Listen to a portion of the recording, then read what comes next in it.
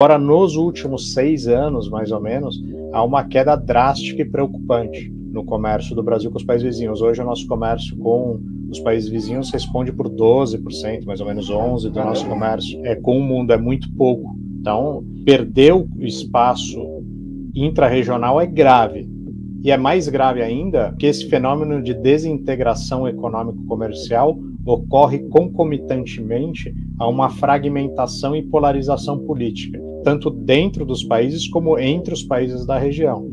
E num cenário de maior tensão global, de mudança do dinamismo comercial e econômico do Atlântico Norte para a Ásia-Pacífico, a região ficar desintegrada e fragmentada faz de nós muito mais vulneráveis e débeis em relação às potências extra-regionais. E caberia ao Brasil liderar esse processo de integração.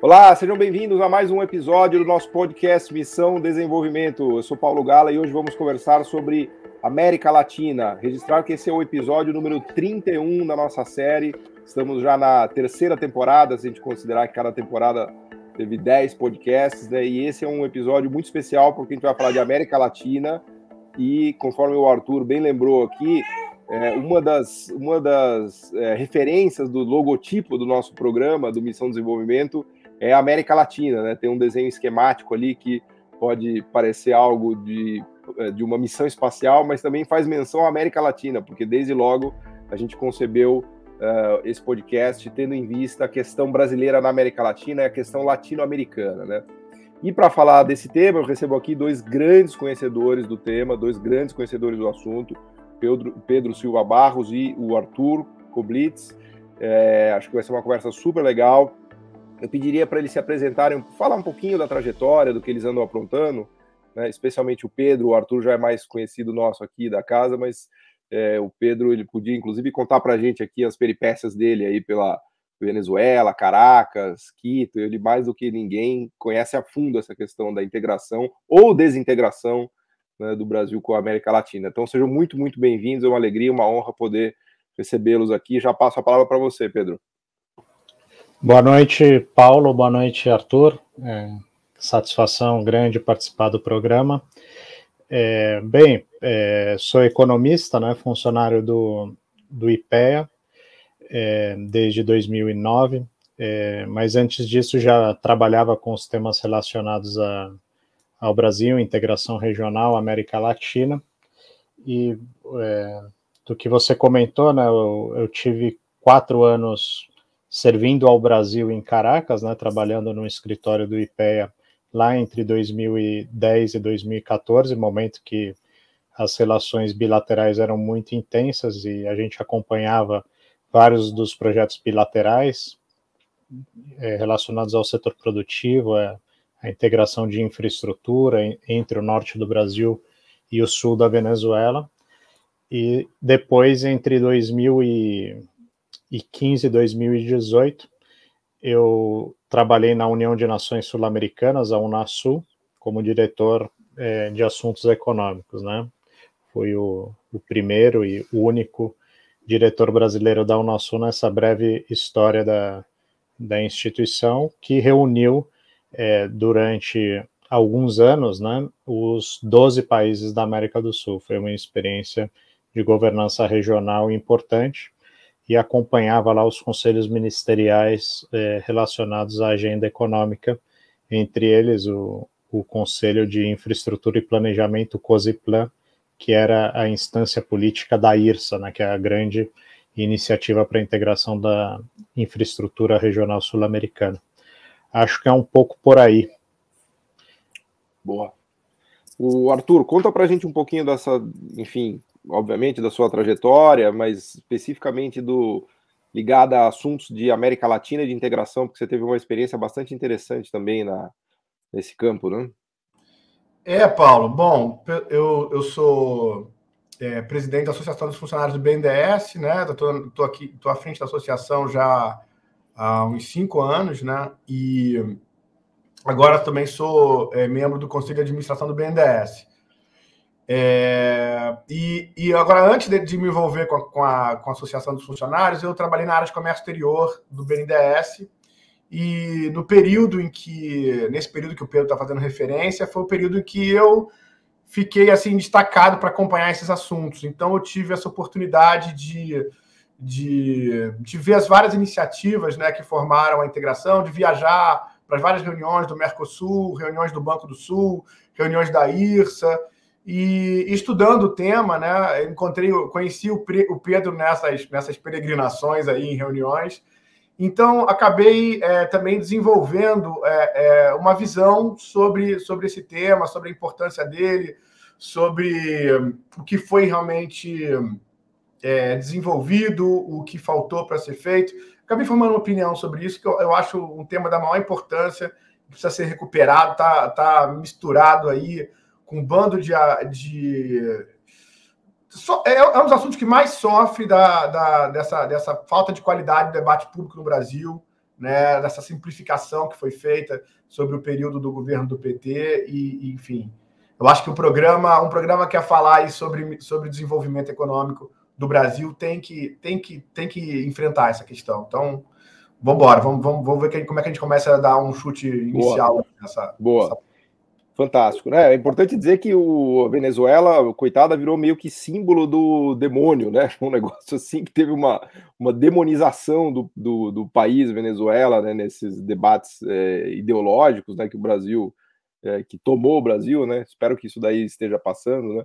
Mas o importante é mergulhar a fundo nas questões e discutir mesmo, né? O que aconteceu, o que não aconteceu e qual é o papel da Venezuela na América Latina, que representa para o Brasil, não só a Venezuela, mas todos, não só...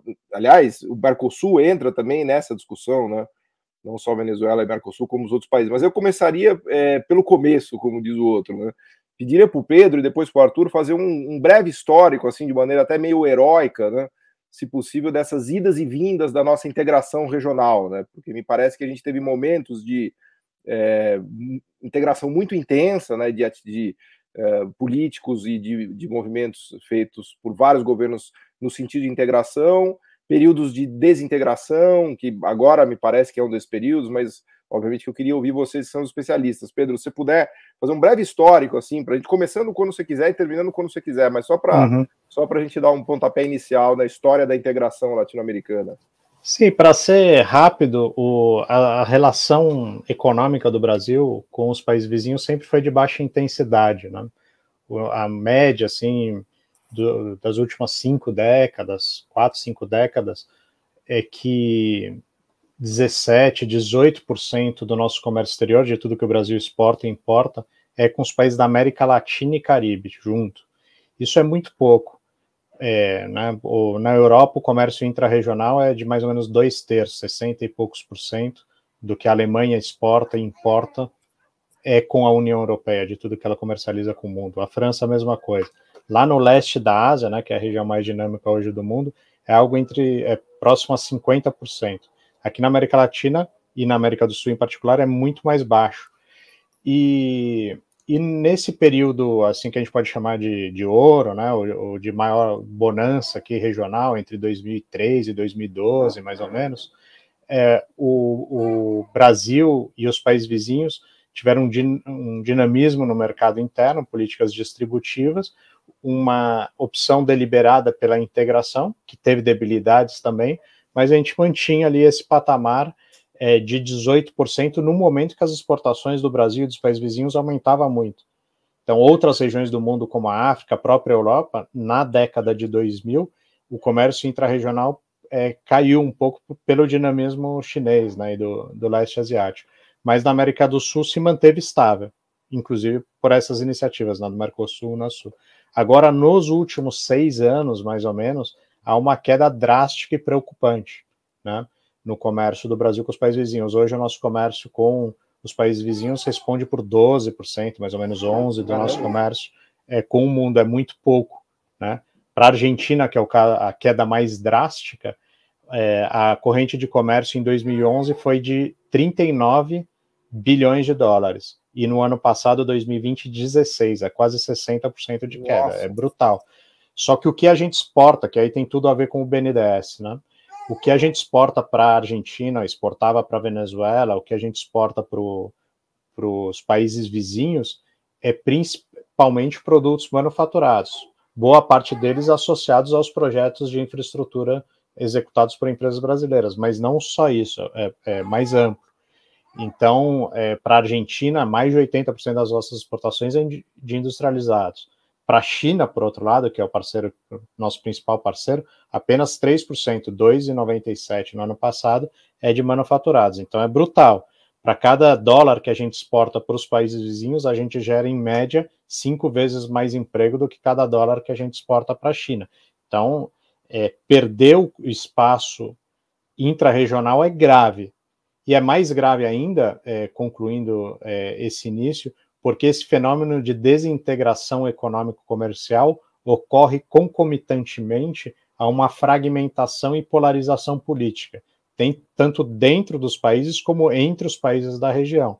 E num cenário de maior tensão global, né, de mudança do dinamismo comercial e econômico do Atlântico Norte para a Ásia-Pacífico, a região ficar desintegrada e fragmentada faz dela muito, ou faz de nós, né, muito mais vulneráveis e débeis em relação às potências extra-regionais, né? Então, numa olhada, uma mirada mais geopolítica, a nossa situação é desfavorável e caberia ao Brasil liderar esse processo de integração.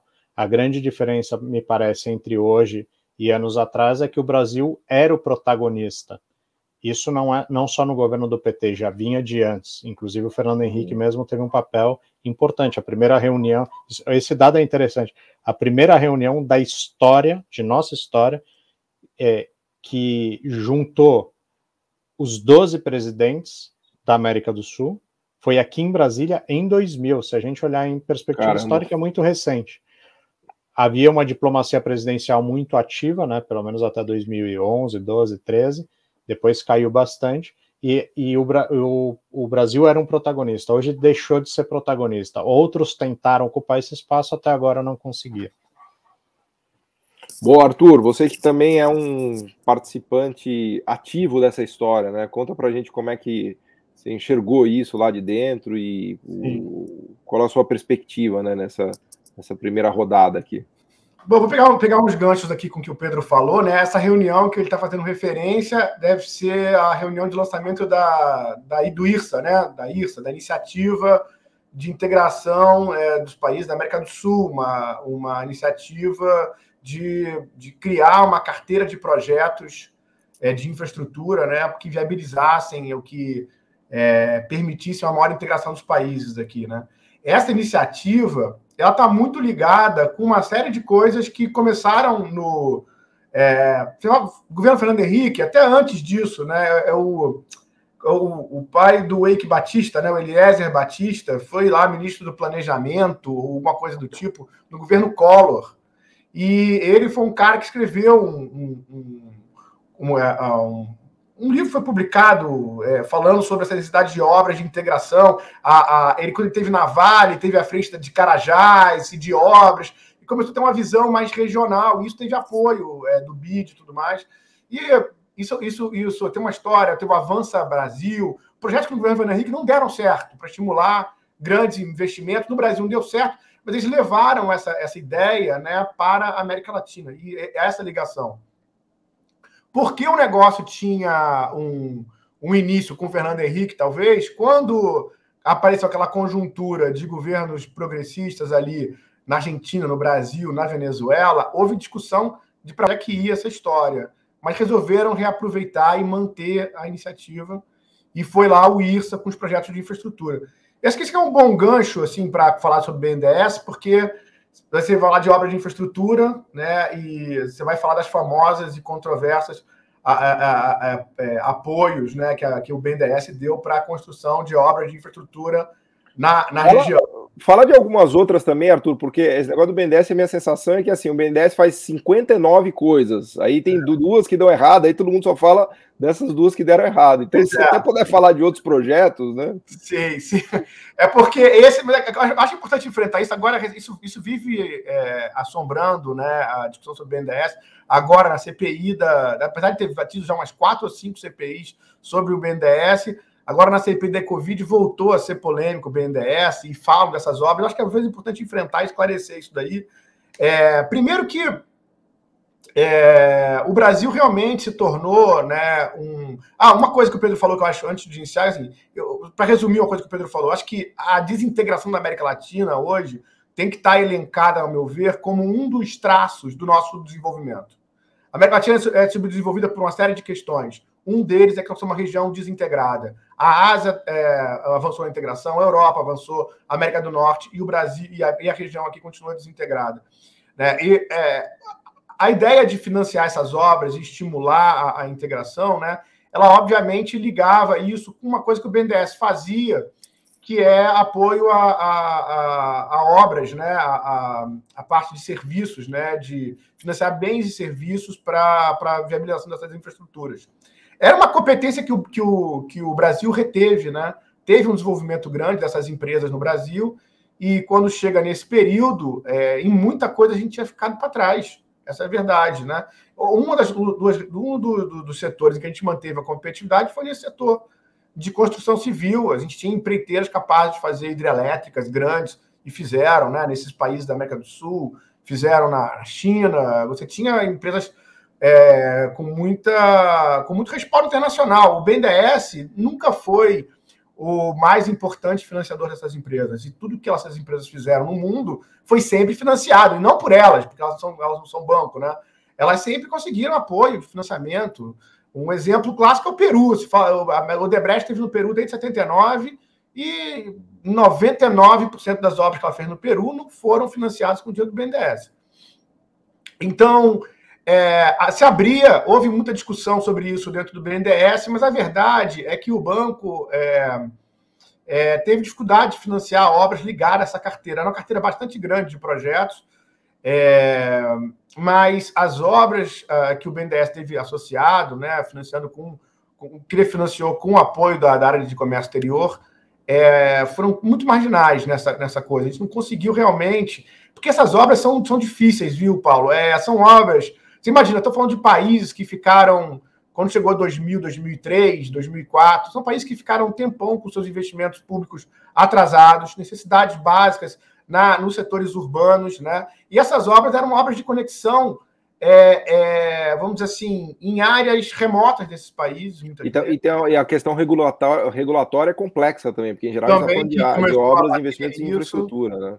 Exato. E eu acho que essa é uma das áreas, entendeu, que a gente começou porque o que houve de fato? Houve de fato é que se criou uma interconexão pelas relações de crédito que foram estabelecidas. Como o Brasil financiou muito Venezuela e Argentina em particular, você criou sim uma relação de interdependência que é o que começa a aproximar os países, né? Não foram para financiar as obras de integração, no caso, mas elas foram aproximações que permitiram, né, que você pudesse, num futuro, caminhar nessa direção. Eu acho que faltou muito uma visão estratégica, essa visão estratégica no próprio governo brasileiro, no próprio BNDES. Isso não foi absorvido de uma forma como tem que ser. Acho que o debate público sobre isso foi fraco, e acho que faltava para a gente, por exemplo, criar linhas específicas para a integração. Isso nunca conseguiu acontecer. Mas houve uma aproximação muito grande. E sabe quais os fatores, para mim, assim, que foram mais fundamentais para isso? Argentina e Venezuela, quando você fala, tá na página do banco, você vai ver, foram 3,5 bi para esses dois países. Cara, isso de real, de dólar ou real? De dólar. 3,5 bi, né, quase em todo o período, de 98 até 2015, foram 3,5 bi, o que é ridículo perto do que o BNDES financiou para a infraestrutura doméstica. Então, a ideia de que isso tomou o dinheiro de qualquer coisa que o BNDES fez é absolutamente ridícula. E a principal razão para isso não foi uma grande estratégia nessa parte, foi só o seguinte, cara. Quando chegou ali em 2003, 2004, a Argentina e a Venezuela sofriam a seguinte situação. A Argentina acabava de renegociar de forma bem sucedida a dívida externa dela sem o FMI.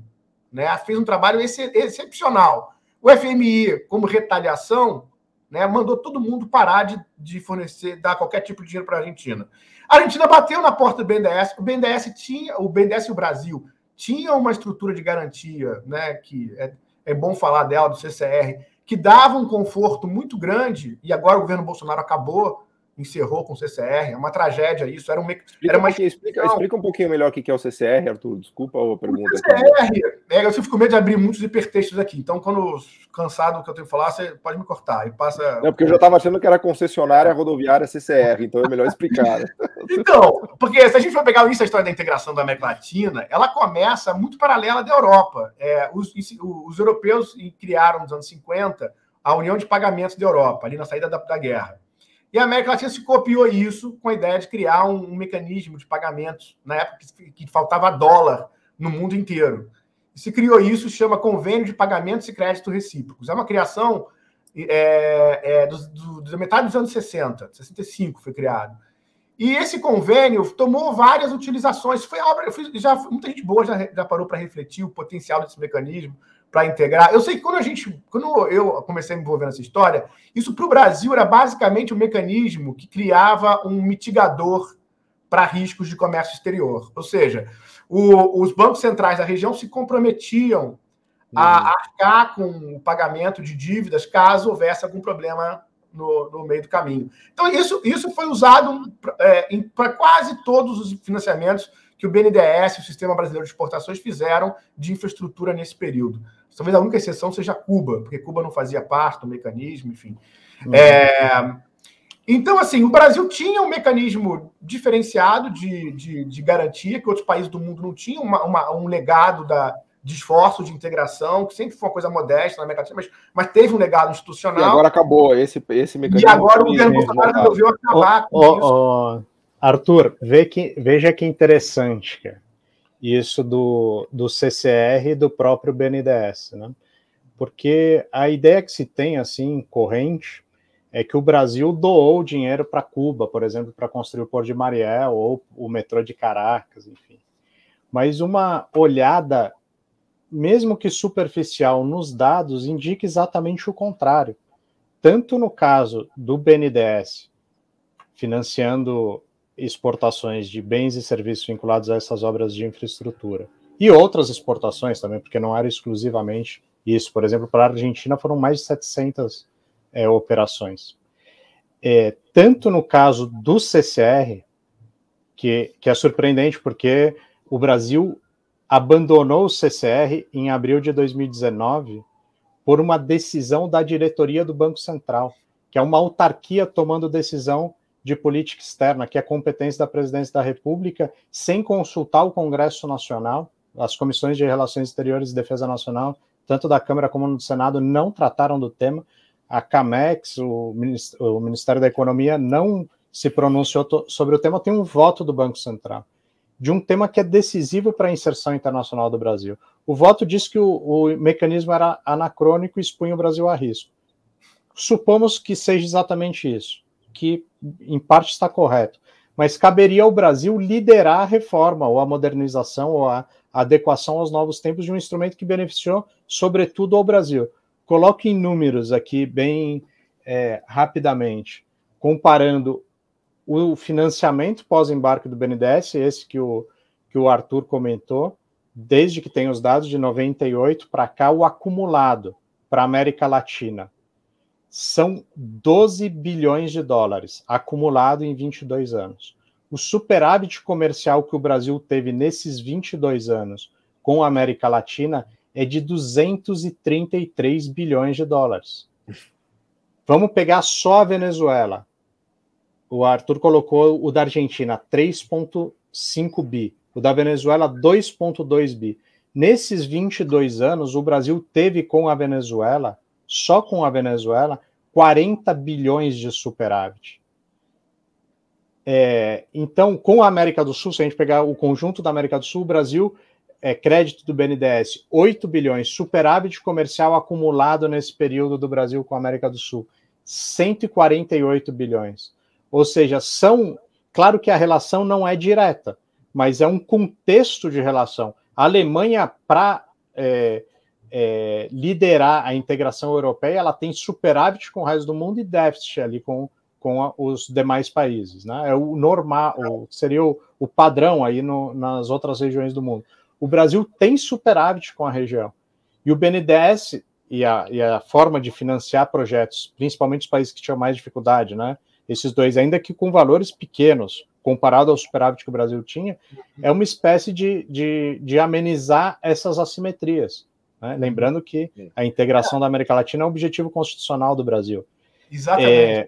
E então o BNDES ajudava, e mais que isso, nesse período que se a gente colocar o gráfico do superávit do Brasil com a América Latina, o gráfico de sobrepor esse gráfico aos desembolsos pós-embarque do BNDES e a diplomacia presidencial, o número de encontros bilaterais e multilaterais que o presidente da República do Brasil participou, o formato é exatamente o mesmo.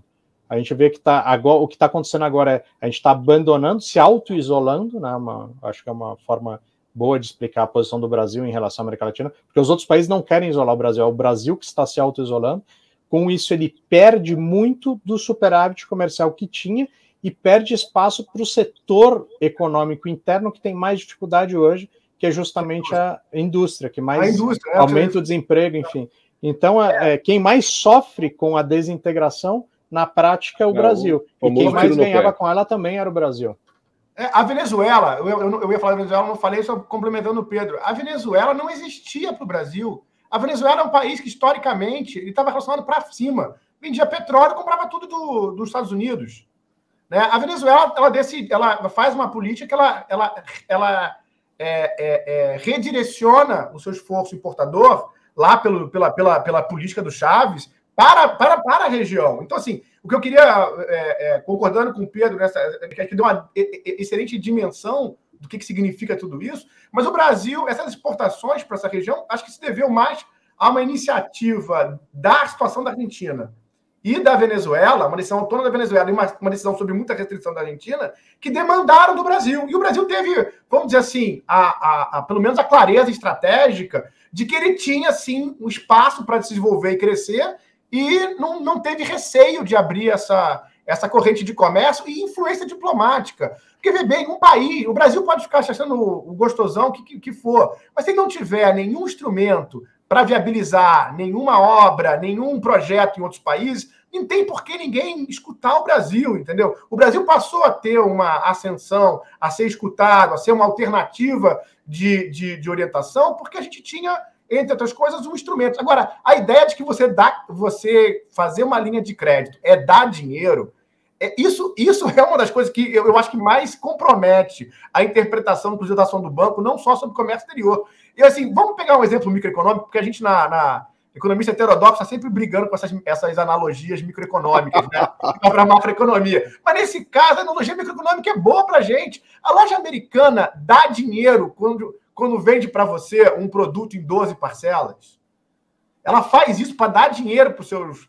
Ou seja, se você dar crédito significou para o Brasil, nas linhas do BNDES, que são estritamente vinculadas, tá? Todo $1 de crédito concedido por uma linha do BNDES é $1 de compras do Brasil. Então, assim, eu estava concedendo crédito para os caras comprarem produtos do Brasil. Se eu não fizer isso, não se compra produto do Brasil. O fundo que garantia isso era um fundo estável, estava de pé. Transformaram essa história numa história de uma coisa que era dar dinheiro para países simpáticos e tudo mais. Então, aliás... A última coisa que eu vou falar, Paulo. Na burocracia daquela época, adoraria financiar Chile, Colômbia, adoraria. Boa parte da burocracia sonhava com isso daí. Sabe por que não conseguia financiar Chile, Colômbia e países, vamos dizer assim, aceitos pelos Estados Unidos? Porque esses países não queriam usar o CCR. Não aceitavam a política de integração. O Brasil se esforçava para convencer, para trazer esses países para mecanismo de crédito. Então, assim, era uma questão de criar uma área de influência do Brasil, entendeu? Era muito mais, absolutamente mais isso de qualquer visível direcionamento ideológico ou de simpatia, assim.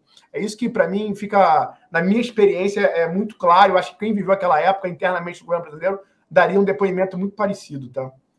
Eu queria até explorar esse lado econômico da questão, pegando um gancho no que o Pedro falou também, olhando um pouco os padrões de comércio, porque assim, eu tenho uma sensação de que pode parecer que uma integração latino-americana e do Brasil com o resto da América Latina é algo natural, quando na verdade é antinatural, né? E é isso que eu queria explorar aqui com vocês. Antinatural em que sentido? Primeiro que a gente compete muito em relação às exportações que a gente faz para o resto do mundo, né? Então, são economias mineradoras, economias agroexportadoras, né? São economias que, num certo sentido, se enxergam como concorrentes em relação ao que elas exportam para a região fora da própria América Latina. Segundo, que há uma integração industrial muito baixa entre os países latino-americanos, né? E aí o destaque certamente é o Brasil, que teria como um destino por excelência das suas exportações de manufaturados o resto da América Latina, e isso seria do maior interesse do Brasil, isso não é do maior interesse dos outros países latino-americanos. Aliás, o que se vê cada vez mais é que eles importam da China, da Ásia, do leste da Ásia, né? Então, com isso, eu só estou levantando uma bola aqui para dizer que não há uma complementaridade a priori dos padrões de comércio, nem mesmo de integração de infraestrutura, porque nós estamos falando de um continente gigantesco e de obras monumentais que precisam ser feitas para que haja uma integração de fato entre esses países, né? Então, com tudo isso, eu quero dizer que me parece que é bastante antinatural essa integração, se a gente olhar simplesmente os mecanismos econômicos em curso, né? E daí, né, e obviamente que eu estou perguntando aqui, eu estou falando, mas na verdade eu estou perguntando porque eu queria ouvir de vocês como é que vocês reagem a essa análise aqui desses mecanismos e como é que entra daí a orientação política, a orientação de plano de governo, de estratégia de integração e assim por diante, né? Não, essa pergunta é bem boa porque é a origem, né, da discussão sobre integração econômica. E há certa razão, os países são, em geral, primários exportadores, mas não foi assim durante toda a história. No nosso próprio caso, né, durante o período que houve mais comércio intra-regional, do total das exportações do Brasil, mais da metade era de manufaturados. E dessa parte de manufaturados, a maior parte era exportado para a própria região, né? Então, que período é esse, Pedro? Não, por exemplo, no começo do Mercosul, nos anos 90, que era um período já que o Brasil vivia uma desindustrialização, mas nesse período aumentou muito o comércio intra-regional, pela própria tarifa externa comum. A Argentina respondia por 4% do destino das exportações do Brasil, passou a ser 11%. E o que a gente exporta para a Argentina é fundamentalmente manufaturados. Essa uma debilidade da nossa região e do próprio Mercosul é que a gente não fez um esforço exportador extra-bloco desses setores que houve integração mundo, né? Intra-bloco. Né? A indústria automobilística, você sabe bem, é um desses casos, né? Integrada com a Argentina, mas pouco competitiva externamente. Não houve esse esforço exportador, diferente do que aconteceu com a Ásia. Também a multinacional também, a última coisa que ela vai querer fazer é exportar do Brasil e da Argentina para o resto do mundo, né? Também, são empresas de fora, com centro de decisão fora. Mas há outros setores que o próprio Brasil demandaria insumos dos países vizinhos. Por exemplo, um dos produtos que a gente mais exporta atualmente e que mais cresceu nesses últimos 20 anos, que é a soja. A soja depende de insumos. No caso dos fertilizantes, basicamente, NPK, né? Nitrogênio, potássio e fosfato. Há oferta de nitrogênio, potássio e fosfato na região, há reservas. Né? O nitrogênio derivado do gás natural, né? A ureia, fertilizante nitrogenado. Há oferta de gás natural na região, mas não há infraestrutura adequada e não há o financiamento para o comércio intrarregional adequado, e tem a lógica de como estão estruturadas essas cadeias, né, com boa parte das empresas de fertilizantes fora também. O mesmo vale para o fosfato. No Peru tem enormes reservas de rocha fosfática, mas não tem a infraestrutura adequada. O Brasil tem um déficit só de fertilizantes anual de entre 8 e 10 bilhões de dólares. Se a gente colocar aí em ordem de grandeza, só o nosso déficit de fertilizantes responde por todo o financiamento do BNDES para a América do Sul durante 22 anos. Aí, se a gente colocar na balança, né? Então, o que falta é um plano mais articulado, um outro aspecto só, mesmo considerando a nossa situação atual de primário exportador e a nossa relação crescente com a China. A China optou por não aumentar sua própria produção de celulose e soja. São dois produtos que a América do Sul é muito competitiva, principalmente pela intensidade em água, pouco intensiva em trabalho, enfim, necessidade de terra, sol, etc. Mas há uma dependência do lado deles também. 75% da soja que a China importa vem da América do Sul, Brasil, Uruguai e Argentina. Mas a América do Sul não considera isso um ativo de política externa. Em nenhuma negociação da China aparece isso como um ativo. Isso de um lado. E do outro lado, aí da analogia 5G agora com a TV digital negociada nesse período de bonança. Naquele momento, o Brasil atuou diplomaticamente para que a região adotasse um padrão único, nipo-brasileiro, contra os dois principais da época, que eram o americano e o europeu. Houve uma transição tecnológica que não era esperada e a TV digital hoje tem muito menos relevância do que se imaginava há 15 anos. Os smartphones, streaming, enfim, mudou tudo. Mas o 5G não. Agora, qual é a articulação do Brasil para adotar um padrão 5G único na região que beneficiaria o Brasil em vários fragmentos dessa cadeia?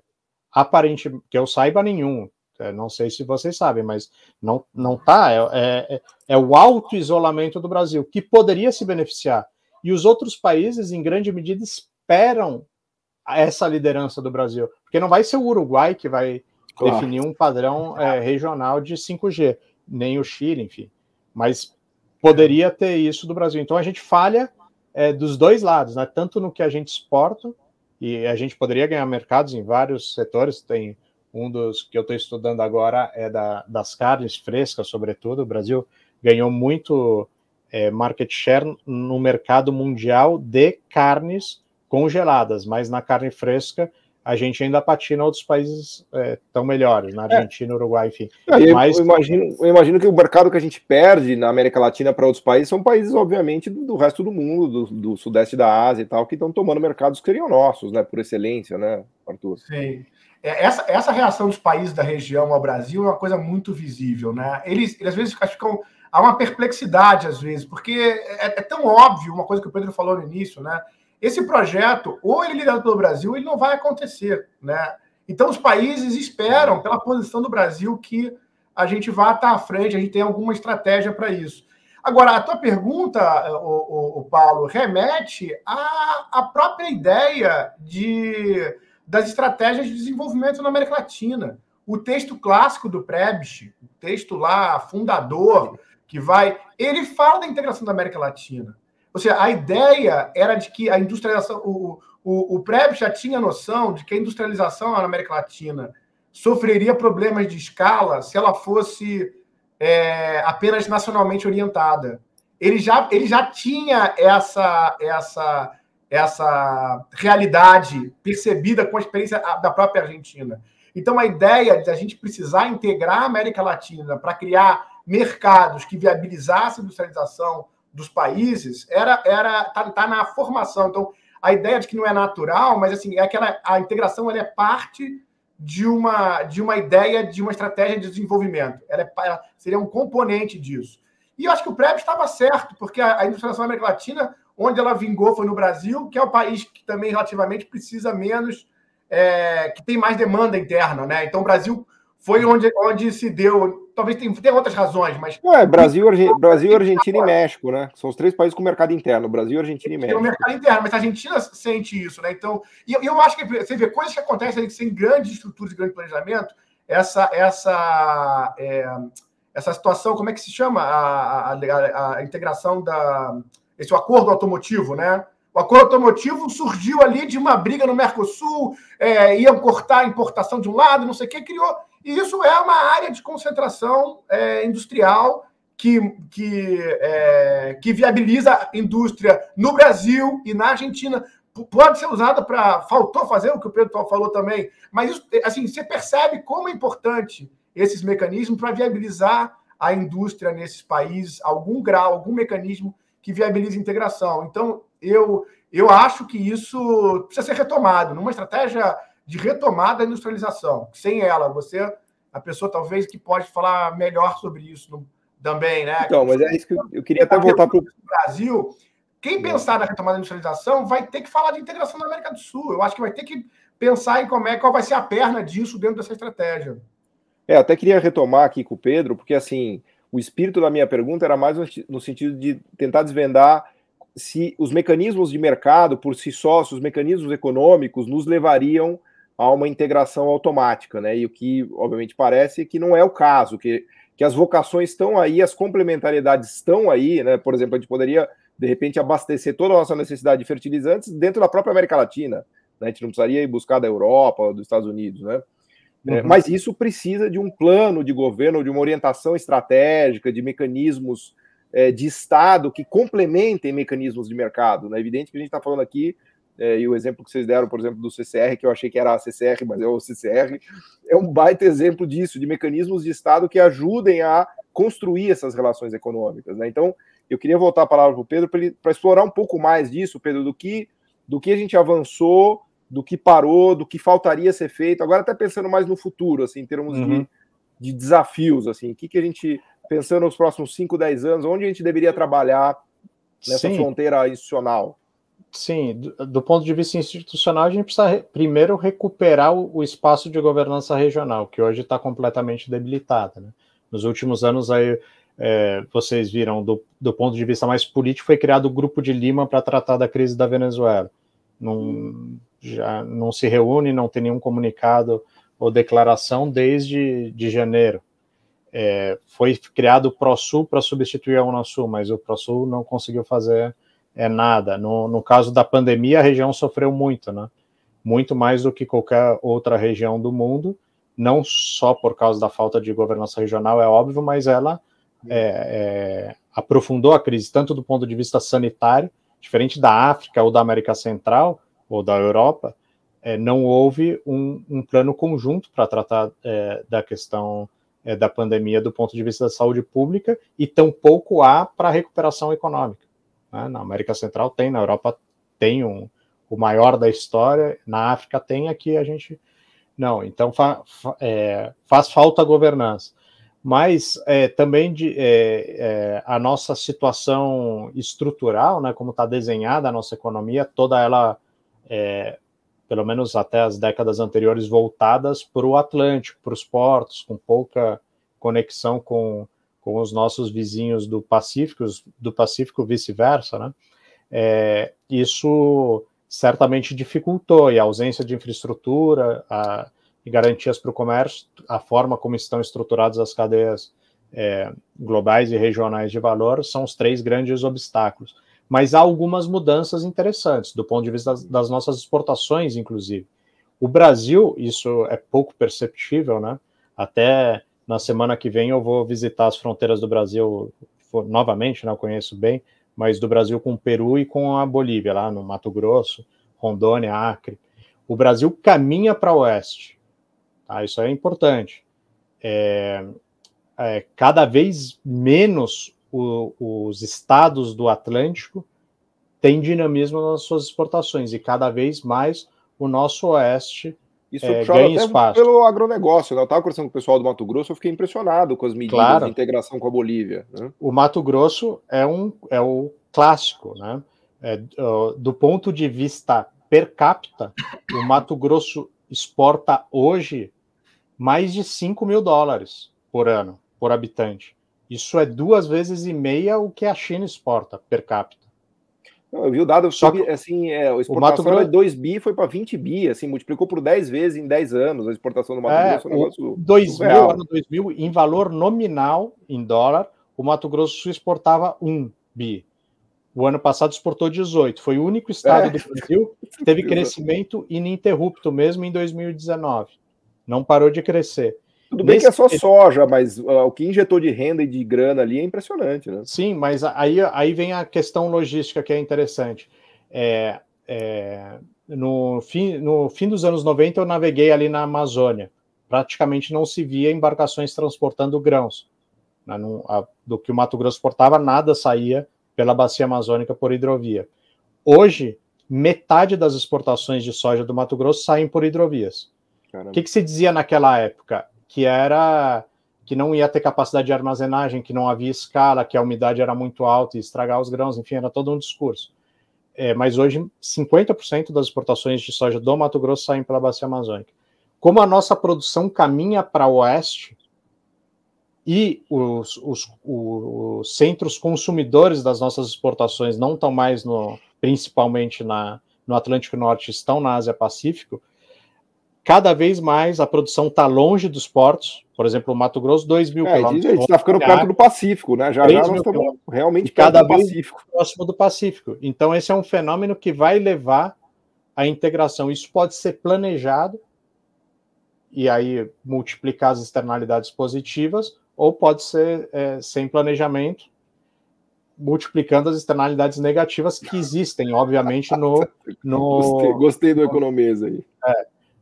Que existem no modelo de desenvolvimento do Mato Grosso do Sul, que não foi só satisfatório, né? Esse aumento, essa multiplicação das exportações trouxe consigo custos também ambientais, sociais, enfim. Mas isso vai acontecer na região que é justamente essa que eu estou estudando. Publiquei um texto recente e vou publicar outros e visitarei nas próximas 2 semanas, que é a macro, aquela região do Acre, Rondônia e o sul do estado do Amazonas. Ela pode ou não repetir o modelo do Mato Grosso. Esperemos que sem os custos ambientais, mas há uma oportunidade do Brasil estar próximo. Por exemplo, a cidade de Assis Brasil, no Acre, está mais de 3.000 quilômetros do Porto de Santos, 3.800 quilômetros, e está 1.200 quilômetros do Porto de Matarani, no Peru, que o Arthur conhece a história aí toda dessa estrada interoceânica que sobe os Andes, e é uma construção de 2010.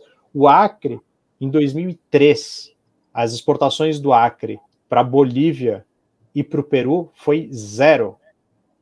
E hoje, caramba, a Bolívia e o Peru estão entre os 5 principais destinos das exportações do Acre, que são exportações muito pequenas, mas sem a construção daquela ponte, que foi aí recurso do Tesouro do Brasil, das pontes com a Bolívia e da ponte com o Peru, provavelmente ia seguir 0. Agora mas ainda há muitas outras dificuldades. Mas o Brasil tem que enxergar também esses portos, seja os do Chile, né, por causa do Mato Grosso do Sul, que até tem a gente publicou, eu e outros colegas do IPEA, um livro sobre o Mato Grosso do Sul e essa conexão com o Pacífico, né? Seja o Porto de Antofagasta, de Matarani, são oportunidades para o Brasil. A gente pode fazer isso de forma planejada. E tem a questão energética também da Bolívia, do gás ali, né? Uma história que está ganhando força, né? Arthur, só muito rápido sobre a questão energética, que é importante. Do que eu comentei no começo, da diminuição da interdependência, eu entendo que o caminho agora para recuperar a interdependência é a organização de um mercado sul-americano de energia. Aproveitando a crise energética aqui, a negociação ou a renegociação que o Brasil está fazendo com o Paraguai, né, e vai ter que ser decidido sobre o anexo C de Itaipu, que é uma negociação bilionária nossa, daria várias vezes aí esses valores do BNDES que a gente comentou, e a necessidade do Chile estrutural de importação. Então a gente poderia criar um grande mercado sul-americano de energia para equilibrar essa debilidade do comércio e aumentar a nossa interdependência.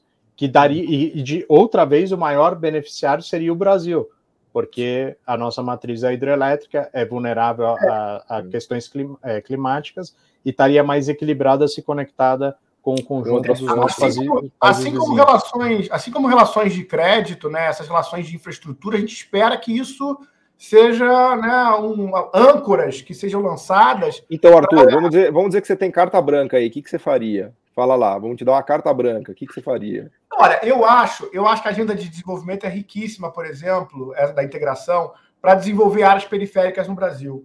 Isso que ele falou sobre Acre, sobre Mato Grosso. Se você tem um planejamento, você pega áreas que, de uma lógica brasileira, elas estão distantes demais, né, de comércio, afastadas dos principais centros do Brasil, elas podem ser dinamizadas. Um exemplo que eu acompanhei é Roraima, né, Boa Vista ali com a Guiana, né? Também é um ponto de... Guiana, o nome Guiana vem de terra onde passa muito água, né? E tem o Planalto das Guianas. Então, você tem água escorrendo para a Búlgara na Guiana e descendo planaltos. O potencial de geração de energia hidrelétrica é gigante, né? E eles têm praticamente, eu posso ter perdido, mas quando eu trabalhei nisso em 2010, 2009, era zero, praticamente, o guianense básico, isso eu estou falando da Guiana inglesa, tá? A antiga Guiana inglesa. O sonho de consumo da classe média da Guiana é ter um gerador. Eles não têm energia elétrica sem ser por gerador. Então o cara não tem um automóvel, ele tem um gerador em casa que usa petróleo. 80%, 90% da importação da Guiana é petróleo para fazer rodar esses geradores. Eu fiquei num hotel na Guiana que faltou luz 3 vezes no mesmo dia. Ele importa petróleo de Trindade e Tobago ali, que é o vizinho. Né? Não, mas então, agora tem uma situação nova ali, porque a Guiana, diferente do que era há 10 anos, ela começou a explorar petróleo. Inclusive foi o único país das Américas todas, os 34 países nossos, que teve crescimento econômico ano passado. Só que agora cria uma situação nova que é muito interessante para o Brasil, que agora eles têm capacidade de dar garantias à construção das hidrelétricas. E olha que interessante, esse Planalto das Guianas que o Arthur comentou, ele tem o regime pluviométrico, a época de chuvas é complementar à da calha sul do Amazonas. Então, quando o Belo Monte está seco, lá está sobrando água. Então, isso tudo está interligado, daria muito mais estabilidade para a gente. De novo, o Brasil é o maior beneficiário. E essa coisa era tão óbvia, Pedro, você pode me atualizar também, mas Roraima não estava conectada com o sistema elétrico brasileiro. Então, assim, você tinha uma oportunidade ali de trazer energia, desmatar ou fazer hidrelétrica fora do Brasil, naquela região. Você coloca Roraima no Caribe, cara.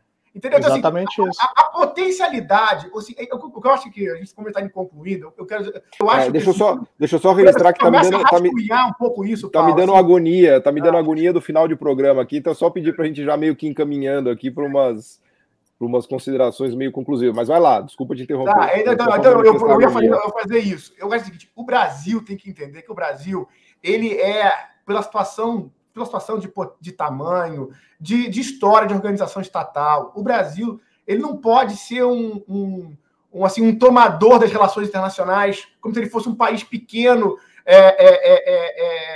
que tivesse... O Brasil, ele pode desenhar essas relações internacionais. Ele tem uma região em torno dele. Assim, o objetivo estratégico é muito claro. O Brasil tem que pensar na sua articulação no resto do mundo. Se tem uma ideia que eu concordo daquele período lá, que era muito falada, para mim, mais até do que implementada, eu sou relativamente crítico ao período. É lógico, tudo que eu fiz de lá para cá é um terror total. Mas é que a gente... Se tem uma ideia que era muito falada pelo falecido... foi o assessor principal da Dilma, do Lula na parte de... Marco Aurélio Garcia. Marco Aurélio Garcia. Tinha isso claro, né? Que o Brasil tem que vislumbrar a sua articulação, a sua inserção no resto do mundo, junto com a América do Sul, né? E com a América... minha provocação para ouvir aí os comentários do Pedro também é sobre México. Vocês estavam falando sobre México, porque na época a América Latina era um conceito meio ultrapassado, porque o México estava absorvido pelo norte, né? Então, estavam falando só de América do Sul, mas tinham perdido o México do projeto original da América Latina. Então, eu queria saber o que o Pedro tem que falar sobre a América Latina, sobre o México, com esse novo Obrador e tudo mais. Mas sobre a América do Sul, assim, isso era óbvio, isso era evidente, que o Brasil tem que se inserir de uma forma articulada, organizada. Tem muito que se pode fazer, tem muito ganho para a indústria, para repensar essas regiões marginais do Brasil, para explorar de forma mais racional os potenciais energéticos da região. Então, assim, eu acho que é óbvio a importância da integração da América Latina. Espero que essa obviedade se imponha, apesar de tanta irracionalidade no nosso mundo, na nossa visão da nossa elite e nesse nosso mundo político, né? Boa. Pedro, fala pra gente, o México tá na América Latina ou não tá? Então, o México está na América Latina, mas o Brasil tem que ter políticas, né, estratégias de inserção internacional para a América Latina, para alguns temas, e aí a gente tem algumas semelhanças com o México, ainda que tenha algumas questões estruturais que nos distanciam um pouco, mas agora faz 2 semanas se reuniu no México a CELAC, né, a cúpula de presidentes da América Latina e Caribe. 31 países presentes, 15 mais ou menos com o chefe de Estado, né? Vários chefes de Estado do Uruguai, que é centro-direita, né?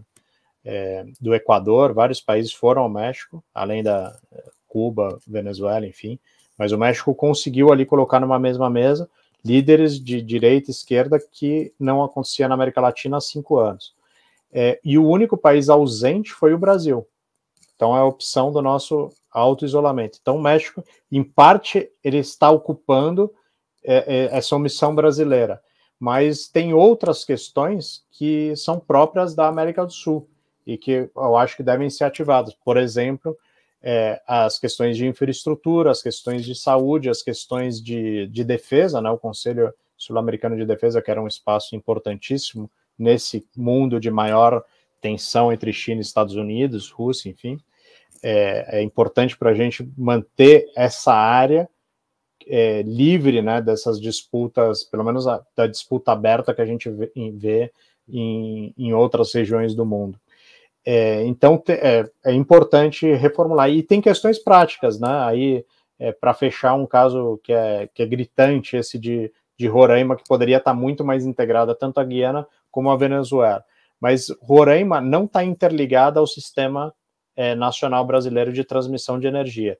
Tucuruí, que seria o caminho ali natural de geração para o consumo em Boa Vista, não existe, por questões não resolvidas, o linhão de Manaus a Boa Vista, né? Tem disputas ali, terra indígena, ambiental, enfim. Mas o Brasil recebia essa energia num acordo que foi de 94, ainda no governo Itamar, e executado no governo Fernando Henrique, o linhão das hidrelétricas do Baixo Caroni, Curi e outras, da Venezuela para Roraima. Pela tensão entre Brasil e Venezuela, parou o fornecimento. Qual foi a alternativa brasileira? Termoelétrica diesel. O custo que o Brasil tem para gerar energia lá é 12 vezes maior do que era a importação da Venezuela e que poderia ser a importação da Guiana. Então, a gente falha ao não ter o nosso sistema interconectado e falha também não estar articulado com os países vizinhos. Quem paga eu só discordo da desintegração sobre nós. O Pedro lamenta que o Brasil não teve presente nesse encontro aí. Eu agradeço, porque se a gente tivesse presente, ia passar vergonha de novo. E, assim, eu acho que a cultura não vai. Mas a gente precisa.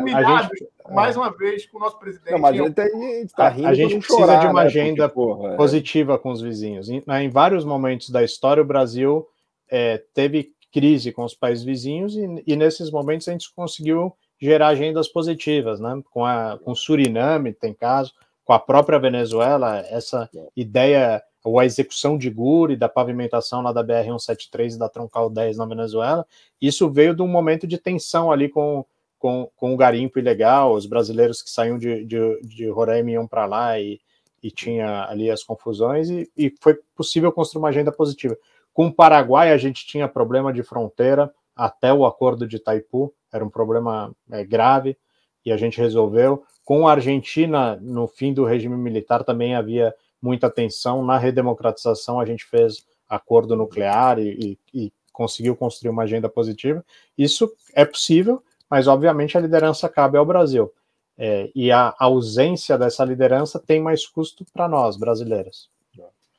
Boa, é com um grande pesar aqui que eu infelizmente vou ter que encerrar essa conversa, porque ela tá muito boa aqui, a gente tem muito pano para manga, nós vamos certamente repetir, convocá-los aqui para voltar nesse tema, que eu acho que é da maior relevância, né? O Brasil não tem a opção de não ser o líder da América do Sul, podemos até discutir de América Latina ali, com Caribe, México e tal, mas na América do Sul não haverá certamente integração na América do Sul se o Brasil não assumir o protagonismo que já lhe foi dado pelo tamanho, pela posição, pela proporção, pela escala, quer dizer, não existe a opção da gente não liderar esse processo. Então, ficamos realmente